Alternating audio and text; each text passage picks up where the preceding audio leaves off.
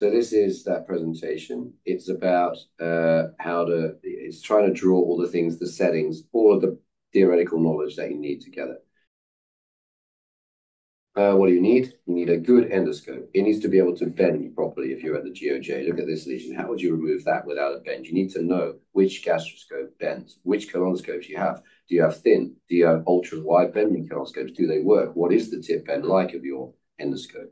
Which is your best definition endoscope? Maybe that endoscope should be reserved for doing this therapeutic procedure, or at least for optimal lesion delineation to get your R0.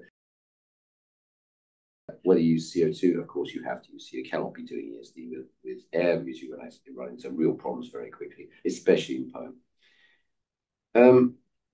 The distal attachment is critical. You saw it in the last case, but it's also critical for imaging. And so imaging is critical for ESD. You saw Xander using it. You saw him put it under water. It's critical to get water interface so you can properly image something. And that's to do with the fixed distance between the lens and the instrument. And the thing you're imaging. And adaptive traction. This is worth mentioning. This one ESG, I think it was it endoscopy invention of the year or something this year, this device?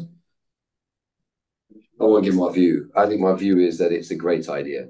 Is this device the answer? It's quite complicated, but it's sure what we need. Adaptive traction is what we need. And you saw us try to do adaptive traction today by changing the bands. Okay, this costs nothing. This is a nice slide of PTN.